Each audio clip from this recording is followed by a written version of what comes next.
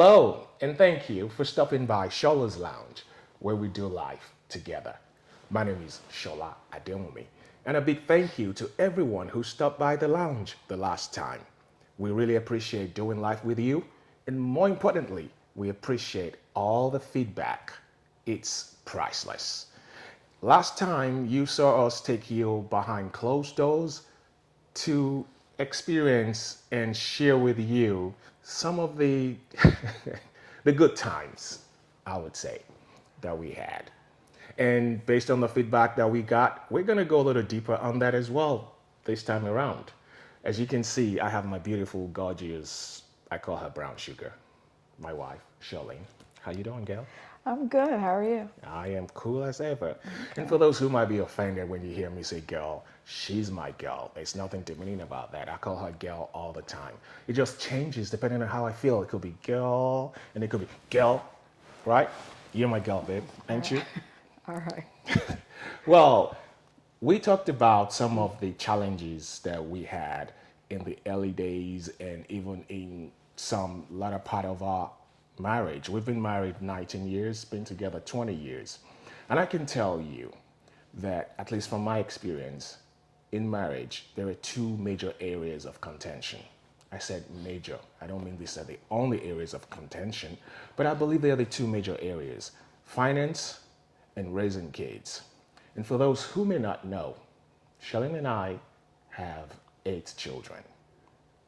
The oldest is 30, and the youngest is gonna be 22, right? Somewhere around there. Yeah, exactly. You know, when you have 8 kids, sometimes you don't even know who's on the phone. Who are you? Which one of you is this? But this time around in SOLA'S Lounge, we're gonna be talking about raising children, especially with our own peculiar family. Because not only do we have 8 children, we're a blended family. So, babe, Yes. let's start. Let's start. Let's go. What would you consider the biggest area of challenge, apart from the number of children? Because Okay. for some, that's enough problem. Dude, what are you talking about? Eight. You're saying you have problems? The 8 plus, fact that you have 8 is, that's enough problem to have. Yeah. So apart from the number of kids that we raised, Okay. what would you say was our biggest issue? I believe the biggest issue was what we talked about in the last episode is it was our communication. So a lot of that from my standpoint spilled over to the children. So I would say communication. Okay, so when you say communication, I would say, and you could correct me if I'm wrong, Okay. I always think that the biggest area of challenge when a couple is raising a child or children Okay. has to do with the worldview. Because you have two different people coming together to raise another individual or other individuals. Okay. But you're going to impact them or impart into them your own perspective of life. You have some parents where the wife is more liberal, more lenient, Okay. and the dad is more of a disciplinarian, is quite stricter. And in some instances, it's the flip. Okay. The dad is the one who's lenient, liberal, and the mom is the one that you don't want to mess with. So I thought that was one of our challenges. That was I the lenient one, or is that a joke? From my perspective, I think you were the strong one, the mean one. I was mean. Somewhat I thought I was just like strong. exactly. You took the words out of my mouth. I thought I was just strong, You right? were strong. You was So strong, when you say I was definitely. mean, what do you mean? I was mean. I thought you were at times. I really thought you were. Again, because some of the issues that we had was our communication with one another, and You still think I'm mean? see, baby, you changed. You changed. But in terms of the communication that we had with one another, I believe like some of it spilled over to the children, and I was like, the way that you talk to me, look how you're talking to them, and that was a major issue I had. Yeah, you were strong in your beliefs, which was beautiful. It was beautiful because I'm able to look back now, and hindsight is something else. So the major issue I had I thought you were mean at times. Okay. Give me but an example. I mean, the, you always catch me off guard, right? Did I just catch you off guard again? You did. Okay, with, let me with that help you. question. Okay, go ahead. Let me help you out. I remember when it was time for the kids, when you thought it was time for the kids to start having cell phones. Okay. And I would be, no, you can't have a smartphone until you're 16. Right. You don't need a phone. What Okay. do you need a phone for? Yeah. Would that be one of the times you thought I was mean? No, absolutely not. That was the time that I thought you were strong. So. But you didn't agree with me then. I mean, You were mad at me? because some of them were in high school. Some were in high school. So I was thinking they were in high school. They need a cell phone. Again, hindsight is a beautiful thing because I can say strong. You were strong in the areas of, this is how we're going to raise our children. So there are some great strong points that are beautiful. One is the cell phone issue, and none of the children got cell phones until they were 16. And I remember also that the girls, they couldn't get there was no makeup, there was no nail polish, there was none of that until they were 16. School nights, this all came from you. So it was a beautiful thing. He was strong with this is it, but it worked out so well for our children. I remember there was no watching television during the week. It was only on the weekend. Because they had to do their homework. They had to do their homework. They had chores. They had all of that. And for those who may not understand why there was no TV, it wasn't because we thought TV was bad, but because both of us worked. We didn't get out of work until late in the day, around 6 o'clock. So they were all in after school. And most of the time, after school is just fun. It's playtime. So when they get back home, the first thing they did was take a shower, eat, and then they had to do their homework. Right. And by the time you're done with homework, it's bedtime. So if you're struggling and your homework is not complete, you probably would not even go to bed yet. So there was no time for TV because we come home, pick them up from after school around 6 o'clock, 6:30. So we don't get home until 7. Now you got to shower, you got to eat, and then do your homework. By the time you're done with that, it's bedtime. You ain't watching TV at 10 o'clock on a school night. Right. No. Yeah. So Friday was freedom night, right? They come back from school. I think after school they close early after school on Fridays as well. Right. So they come back home and, no TV until all the chores were done, right? And my position had always been, you make the mess, you clean your mess. I'm not sweeping for the kids. I'm not doing their dishes. No, I work, you work. We pay the bills. We put a roof over your head. We put food on the table. You're going to do the dishes after yourself. You're going to clean the floor. You're going to clean the bathroom. You're going to learn to be responsible.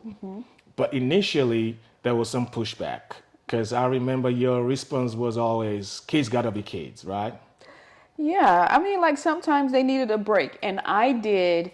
My thing was, and that was beautiful, but at the same time, it was some hard stuff. Like, so you didn't communicate that softly. That's when I say there was a mean side. You were like, If I say it once, I didn't have to say it twice. I pay the bills and and I'm like, babe, you can talk better than that. So that's the mean side that I was talking about. But guilty as charged. But in terms of the chores and stuff, I was more relational. I was like, you know what? Yes, they have to do chores. They're going to do chores. And sometimes I help them do their chores. That was just how I was. And I was like, if we do this together at times, we're building relationship. And the whole goal was to build a relationship with my children. So okay, so if we it's balance, right, I think there's balance and you there. see, I was a yin, you were the yang, and when I was a yang, you were the yin. There you go. It was balance. No excuses, but at least we balanced it. But I think we had issues also in how we challenged each other on what we disagreed with.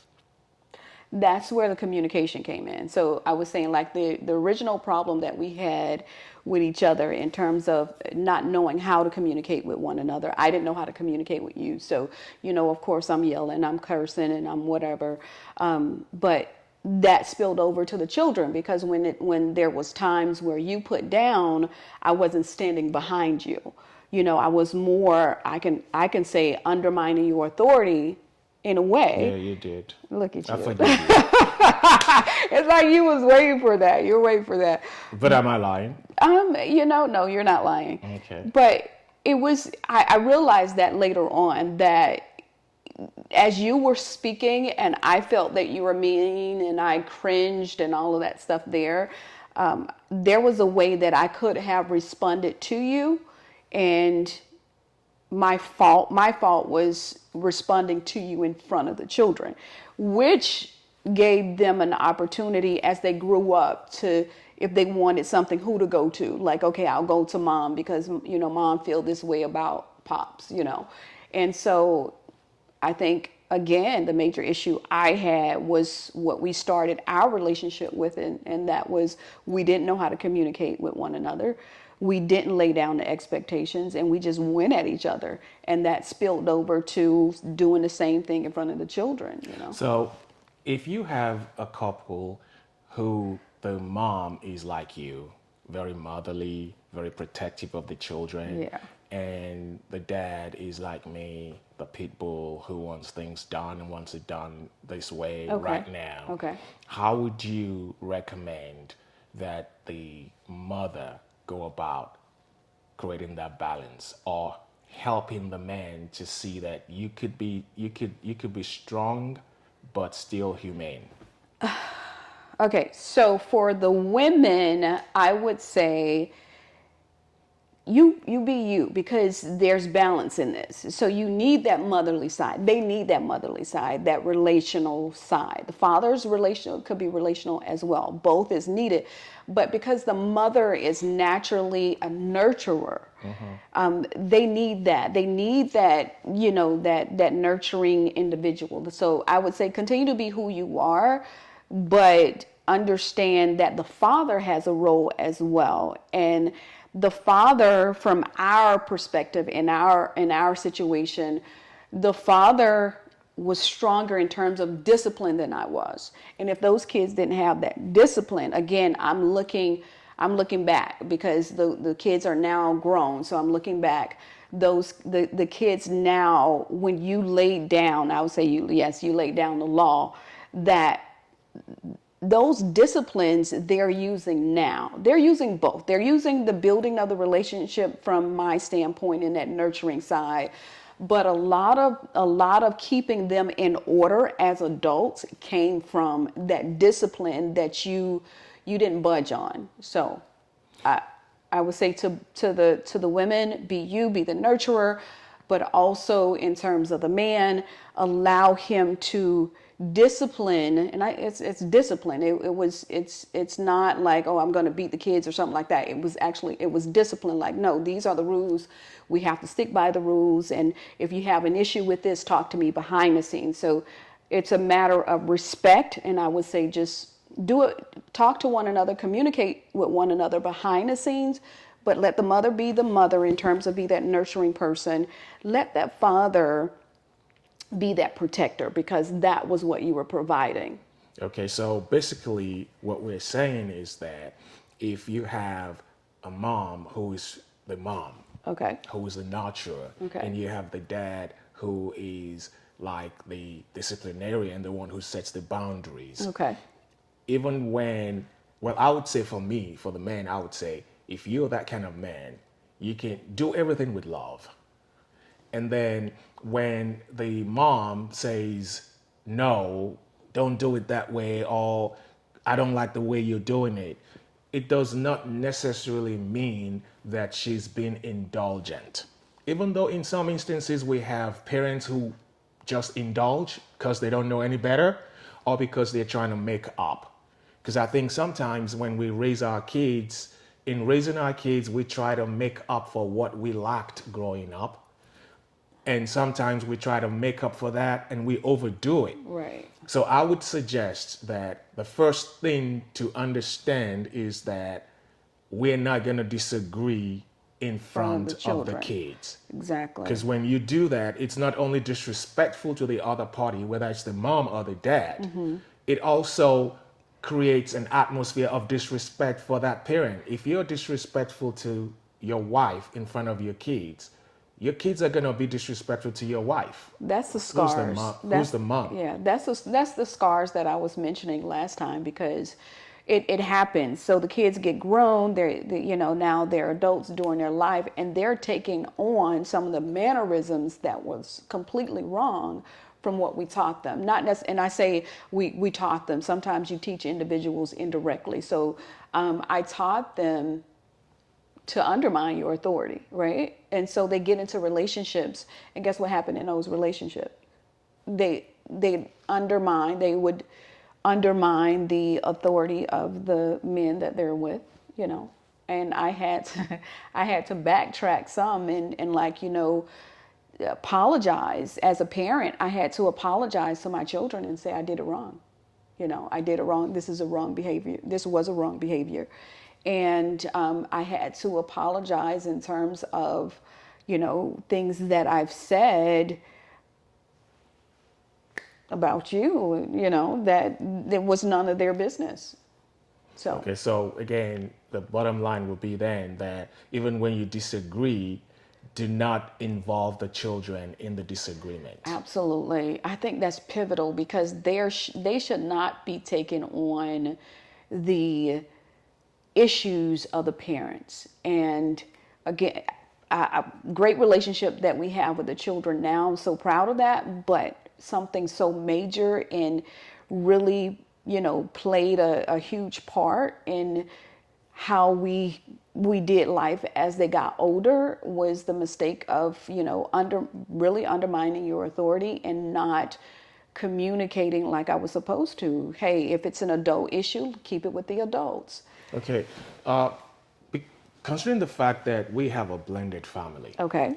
I had kids in my previous marriage, you had kids, and then we come together. Now Okay. I'm assuming the role of a father for kids that are not mine biologically. Okay. Do you think, in retrospect, do you think that at the back of your mind, subconsciously or perhaps consciously, you were thinking, he's like this because they're not his? He's like this. If they were his biological kids, would it have been different if I had been who I was and the kids were mine biologically? Would you have been more receptive of my stance, or it will make a difference because of the kind of mother that you just are? I don't think it would make a difference, because I took on the children as my own. So, adding the 3, they were my own. I had to love them. You had to love them like they're your own. So there was no like my children versus your children. That's not something that I feel. I'm speaking personally. That was not something that was in my heart, and that was not how I saw you. There was a thought, though, because at the time we didn't have the children from Nigeria in the house, and you were disciplined. You were a disciplinarian, and so you were strong with it. And I did think, like, if his children was in the house, would his children, would he treat his children the same way? So there was, it did cross my mind. But in my heart, like, I know that I love your children as mine and you love my children as yours. But still there was this thought that was lingering, because we can say we love, but at the time the 3 from Nigeria wasn't in the house. So what happened is when they did come from Nigeria, it was the thought, we'll see, And again, this is. And what did you see? I saw that it was the same thing. You were the same way. Like, here's, and then I had to talk to you about that, which this is a time I did talk to you in private.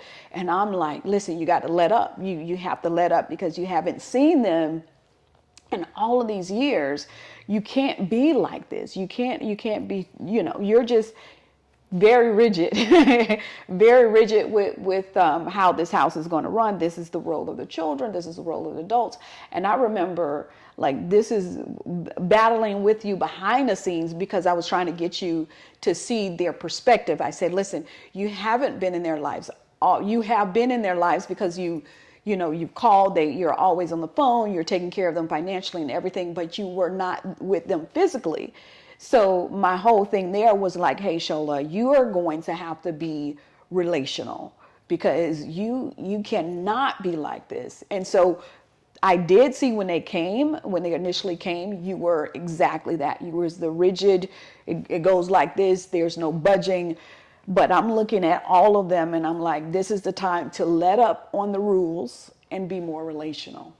And this is where I say sometimes we our past, and I'm gonna speak to the men now because especially men of my generation, and more importantly those who come from Nigeria, the culture, we were all raised by strong men who were very authoritative, sometimes authoritarian, and I look back at I smoked my first cigarette when I was 10.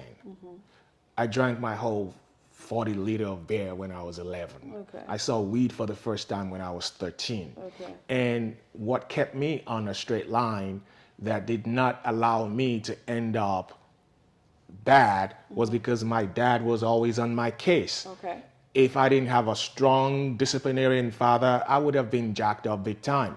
And I used to be very scared of having a male child because I'm like, if my sons ever get exposed to the things that I was exposed to at the age that I was exposed to, I don't know how they're going to turn out. So I had that phobia at the back of my mind. Okay.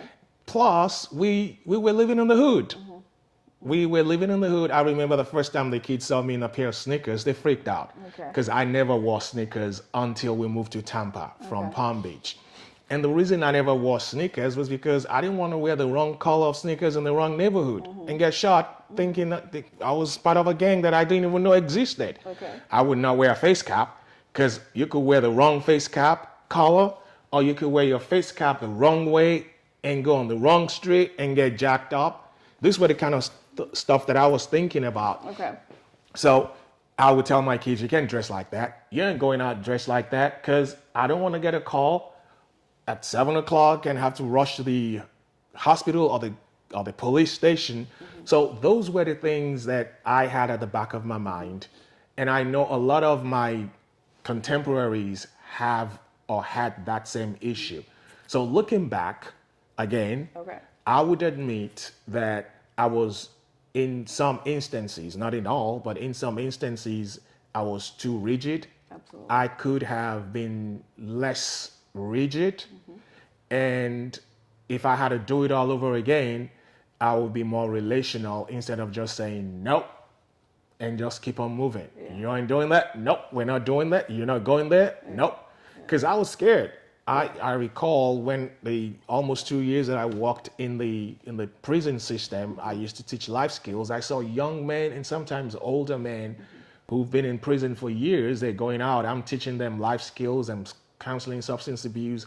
And in our group sessions and one-on-one discussions, these guys will come to me and say, I wish I had a man in my life. Right. I wish I had someone who would have stood on me and say no, but I didn't have that. Right. So some of these things influenced me, and I'm like, not on my watch. Yeah. I'm not going to have a son or a daughter that's going to be part of the statistics. But again, we could have done it different, most definitely. So I would say, in short, don't let your phobia overrule or cloud your relationship with your children. Phobia of what could be, and also do not let your past be so much of an influence. Identify what could be a stumbling block from your past. And also, we had issues with, because it was a blended family, as I said earlier on, and as we both know, I still believe that, and you can correct me if I'm wrong, I still believe that we had a particular problem when it comes to how to raise the male child or the male children. I recall that we used to have arguments. That was one of our bigger issues, when I would say, listen, I don't care how much a mother loves her son. A woman cannot raise a man.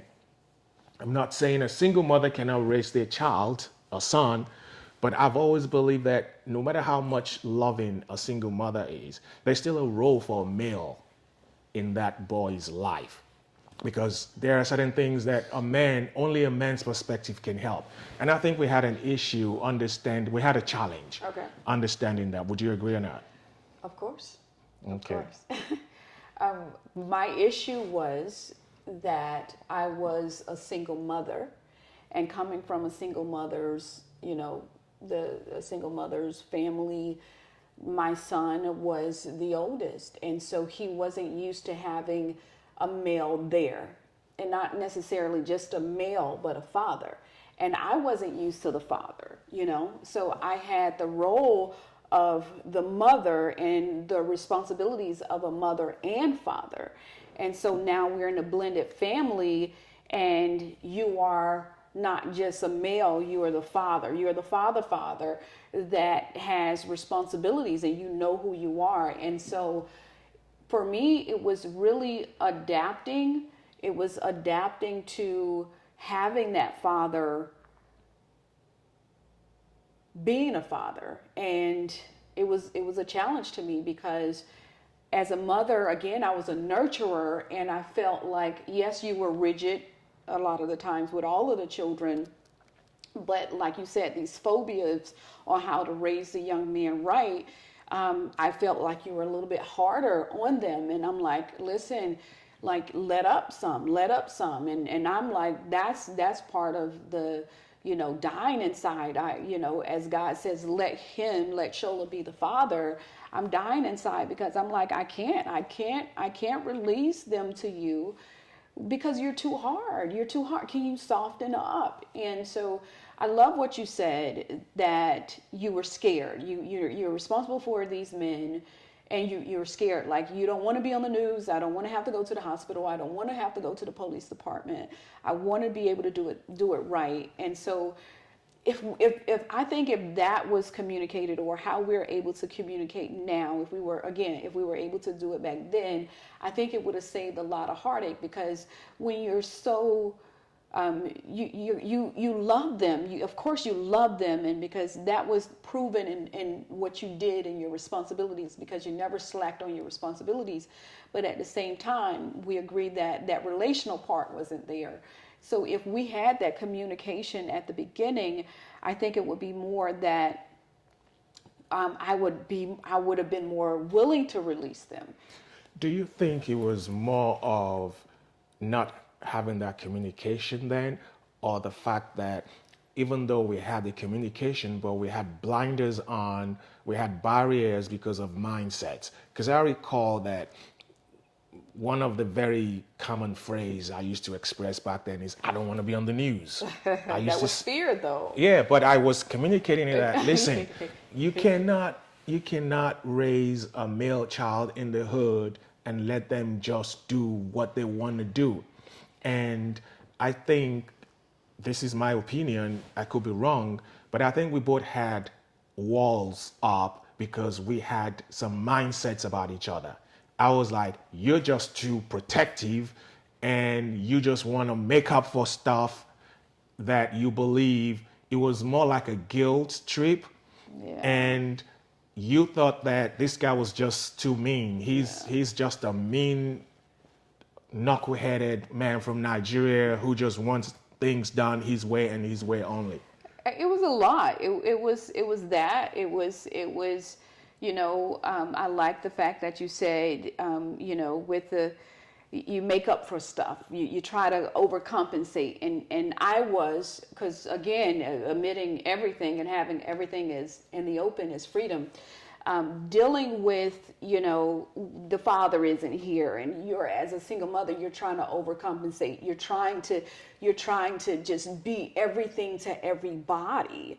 And so I'm extremely relational, which may look overindulgent to you, but I'm extremely relational because their father isn't here. Their fathers aren't here, right? And so then I'm like, there's this guilty thing, and that was riding me because that male role was lacking, that father's role was lacking. So I was more protective of them, and I'm not going to let anyone hurt them.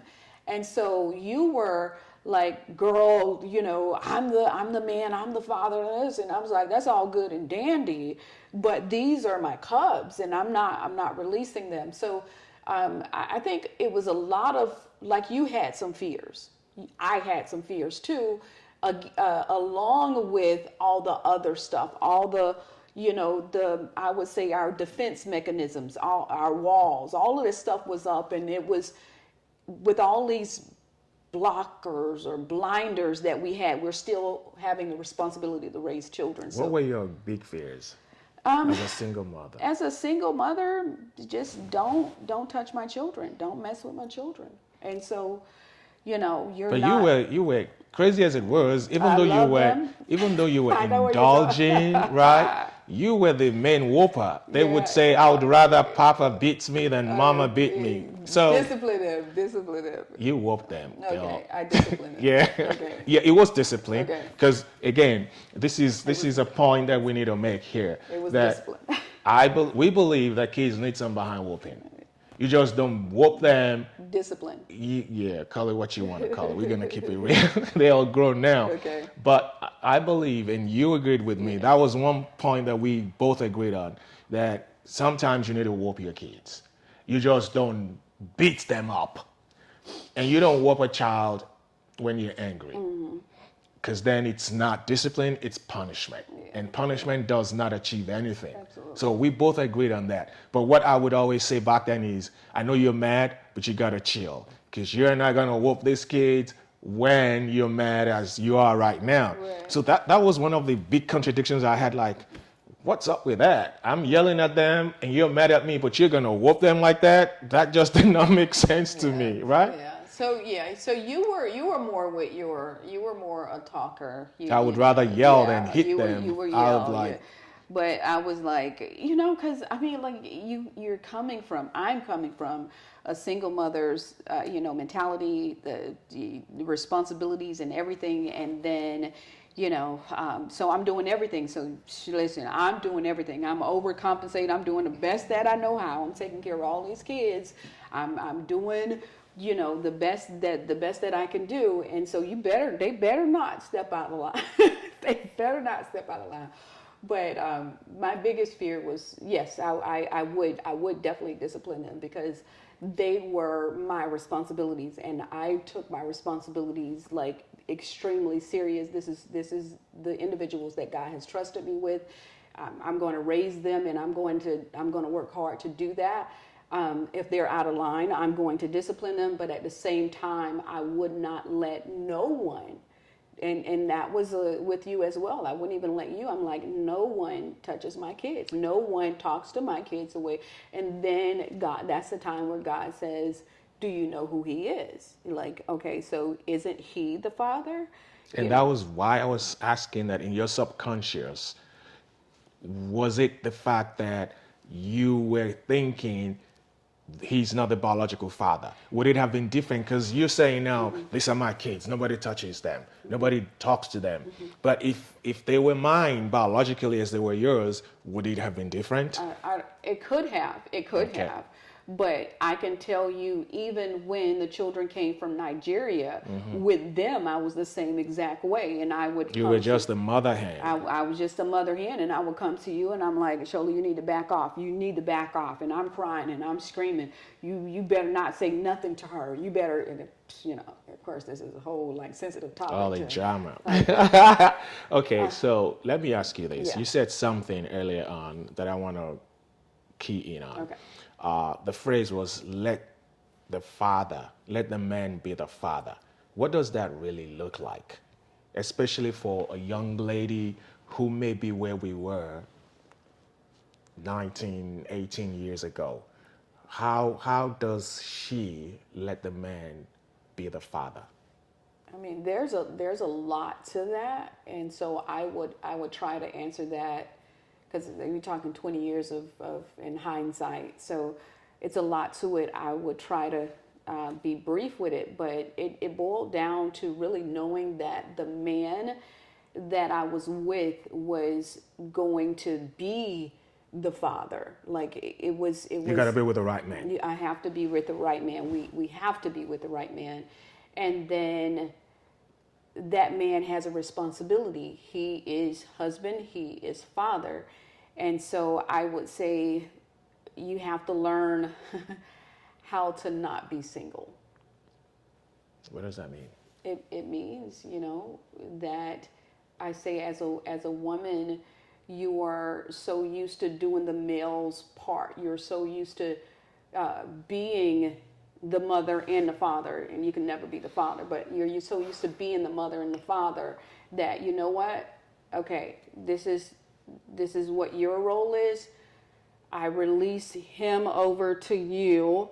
I'm watching, but I release him over to you. I think it looks like more releasing the responsibility to the individual who has that position, and you had the position of a father. I will also say that I think that homes are supposed to have the mother and the father. I know you said like young men growing up, they need a father. Yes, but the girls do too.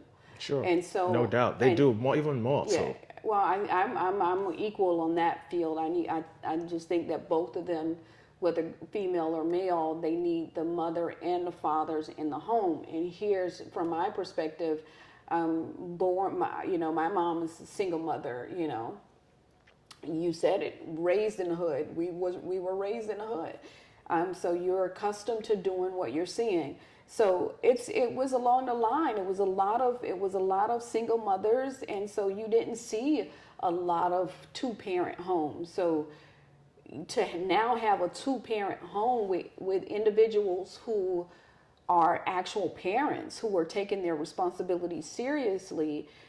Again, I'm looking back, hindsight, like they needed that voice. The girls needed the voice of the father at times, at many times. They needed that. They needed to know that protector, because that prevented them from going out and doing some crazy stuff. So I can honestly say they didn't do all the craziness until, they were not in the house, but with the boys too, it was more so of they needed to see that a father takes his responsibility serious and he comes home. So again, I said that the children they see, and they are taught more by what they see versus what they hear. So they always saw, they saw you come home, they saw you work, they saw you take care of your responsibility, pay bills. They saw you interact in terms of, no, this is how it's going to go in this house. They saw you. And so as them being adults now, I see a lot of you in them in terms of some disciplines that they portray. And for the man, it's a big responsibility. It's a big challenge if you are going to be with a woman who has kids that don't belong to you. You're not only taking on the responsibility of a husband and a father, there are multiple dynamics that you're going to be dealing with. So for me, I would say that the most important thing that a man in that situation needs is wisdom. You need wisdom and also a lot of patience. Wisdom to understand that you're dealing with a woman who's coming with luggage. Some will call it baggage. Mm-hmm. But it's luggage, not luggage in the sense of the kids, okay, but luggage in the sense of you're coming with past experiences. Mm-hmm.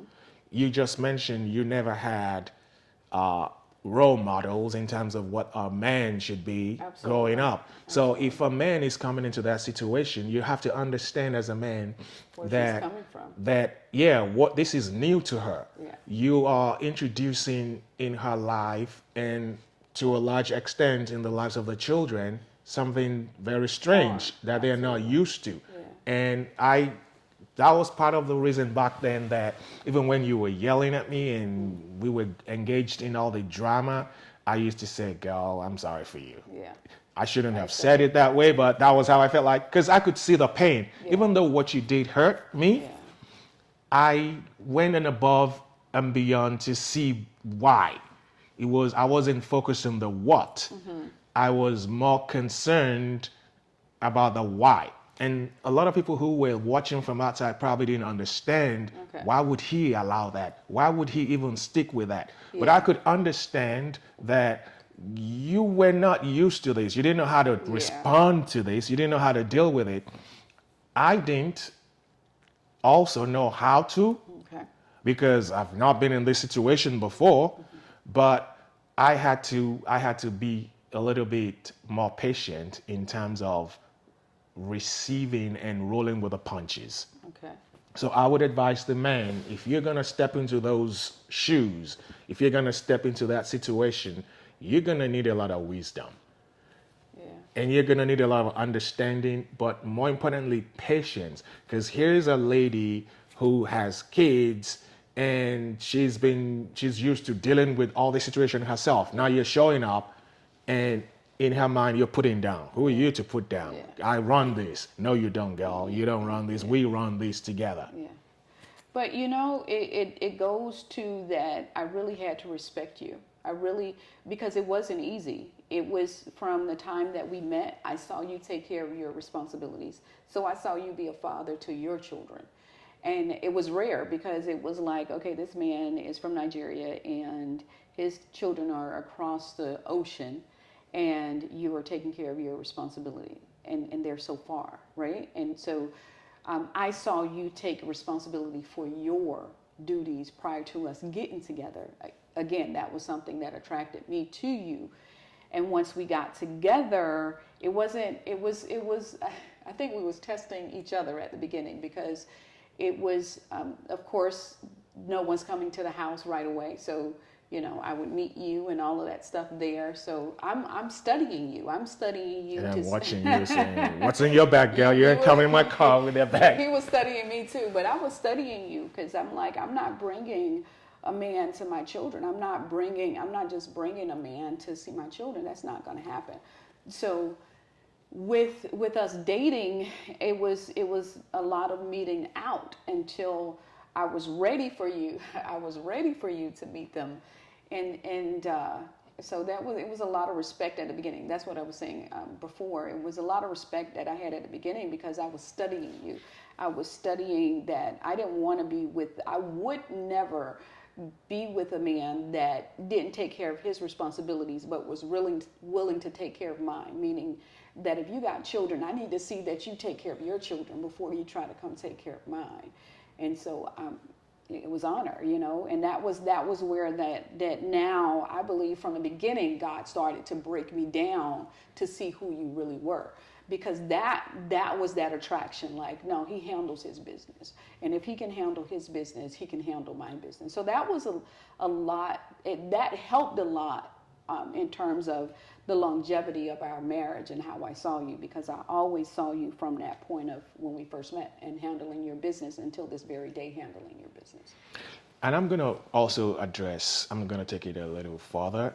Really? And I'm going to take it a little deeper. Okay. Because you cannot talk about a blended family without talking about baby daddies and baby mamas. There you go. And when I talk about wisdom and patience, the man, you have to understand that no matter what the circumstances are, if you are going to be with a woman who has kids from another man, that man still has a place and a role in the children's lives. It's hard, and if you are not up to that, you better not step into it. I remember that when we met, one of the things that we discussed was they got to see their dad. That's their father. You cannot take away from a man or from the children that privilege, that right for them to have a relationship. But as a man, you're going to have to deal with that. Like the man, the father, the biological father still has to show up. I see you taking a deep breath. You got something to say? Yeah. Let me hear it. Because I remember where, this is a sensitive topic that we're talking about, children, because you're the ones that shape their destiny. Their destinies are shaped at home. So I remember when we were in Palm Beach, and we had the baby fathers on both sides. And I had to learn regardless of first of all, they never had free reign. So I want to say this. You can't, even though they're the fathers and mother, I have to put this, father and mothers biologically, you are responsible for your house. So I'm responsible for my house and you're responsible for your house, this house. And so it was really, for me, learning how to set boundaries and stick with the boundaries.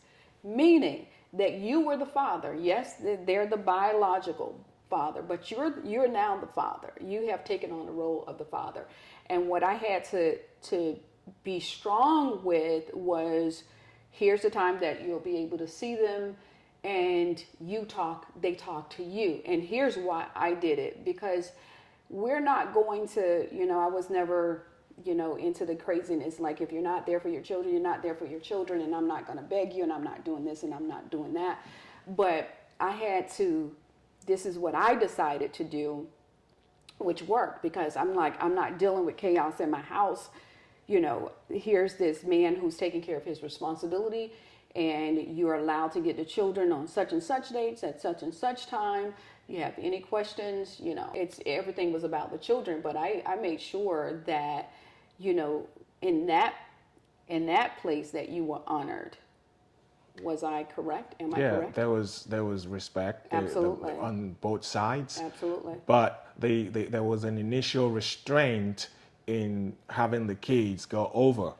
And my position was, as long as they are not exposed to danger, as long as there's no crime going on, if their safety is guaranteed, they should have that access. If the father is willing, if the man is willing and welcoming them to come over, he wants to see them, he should have access, as long as they're not endangered. Well, and yeah, so we disagreed on that. Because my stance with that situation was, I'm taking care of them. I want them to be raised with certain views. I want them to be raised in certain environments. You're not taking care of your responsibility, so do not interfere with what I'm doing. You cannot interfere with what I'm doing. And so you were like, okay, I respect that, but at the same time, it's their father. They need to see their father. And I bucked against that. I bucked against that.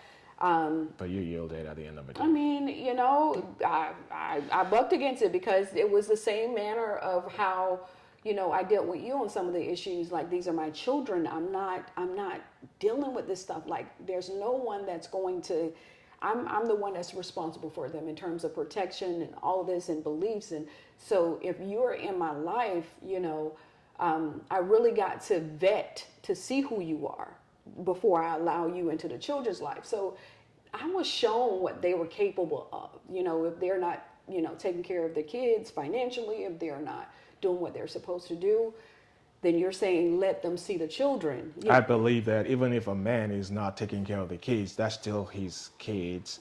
Let the kids have a relationship with him. And when they become adults and they have their own mind, they can make their mind up. They can conclude by themselves without you having influenced their minds. And I think it worked out well, didn't it? Even when you didn't agree with it. It worked out well. And so I learned to release well. And I can tell you what helped though. What really helped, because I wasn't going with that. I wasn't going with that plan of letting them into their lives. And I'm like, nah, that's not going to happen. And so it was more so of you being there. I think because you were there and you were helping me with the responsibility. And so you was this man that didn't play. So I'm like, listen, when you drop them off, Shola be there, or Shola's dropping off. Talk to Shola, don't talk to me. So I think you helped a lot in that situation. So. And at the end of the day, you're helping not just the kids, you're helping yourselves as well. Because if those kids grow up not to have a relationship, not to have interaction with their biological parent, they're going to end up resenting you. Yeah. Because there's no way you could justify to them that what you did was right. Yeah. So at the end of the day, I believe it worked out well. It worked out. A lot of lessons there. It definitely worked out. It was, learning to that at the end of the day, the kids are going to be adults. We don't think about that. They're going to be adults. And I remember, I said, I'm not saying anything bad about, about them. I don't believe I did. It was just a matter of, I don't want to talk about it and no, this is not happening, but as adults, they make their own decisions. And so many had to learn for themselves, and it was like, no, don't influence their decision on how they see their biological parents. Eventually, they will see however they see. My job was to make sure that they were protected. Like if I did say yes, what environment are they going into? Who's going to be watching them? And so we're on this time frame because again, ultimately I'm responsible. But it did work out.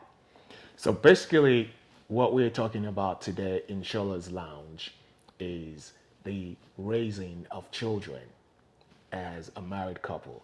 But what's made it even more interesting and perhaps more challenging is that we're not just raising children, we're raising children in a blended family.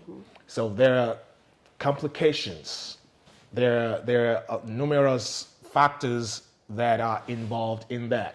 And the takeaway for me that I'm going to be sharing with you as a man would be, if you don't even have a blended family, let's just assume that the kids are yours, both of you have these kids and they're yours biologically, you need to understand that you're not going to most likely share the same worldview with your wife. And you need to understand that whatever positions you both take, whether jointly or separately, those positions are coming from a place of love. The woman who is a disciplinarian or who is liberal is doing so from a position of love. And the man that is the same way, whether he's a disciplinarian or whether he's a permissive one, is doing it from a place of love. You can only teach or show what you have. If you don't have it, you can give it. But having said that, we need to understand, as a man, you need to understand that if you're the disciplinarian, you have to be more loving. You have to be less rigid. And even when you disagree with your spouse on how to raise the kids or on decision making, you don't disagree in front of the kids. And you don't talk back or talk bad about your spouse to your children. They're the kids, you're the adults. Disagreements and conversations about each other should be between each other without the kids involved. What will be your takeaway? My takeaway would be just making sure that the person that you are parenting with, not co-parenting with, that you're parenting with and that you're doing life with, the ones that are responsible for the children, that they are there. And those are destinies that you have the opportunity to shape. And so it takes you unlearning and learning. It takes you being the teacher as well as being a student, and that you always come from a place of love, whether you're going to discipline or whether you're going to just, spend some time and hang out and do absolutely nothing. I think more so of build relationships. Bottom line is build relationships with those in your home, build relationships with the children. They need that. They need the mother, they need the father, both the male and female. And biggest thing for me is get over yourselves and be selfless. Be selfless when it comes to their destiny, because you only have a short time to shape them, and then they're out of your reach. And you hope that they stay in your reach as adults. Awesome. So 2 words for you, especially the men. The women need this too: wisdom and patience. If you have those 2, you can do this. My name is Shola Adewumi, and thank you for doing life with us in SOLA'S Lounge.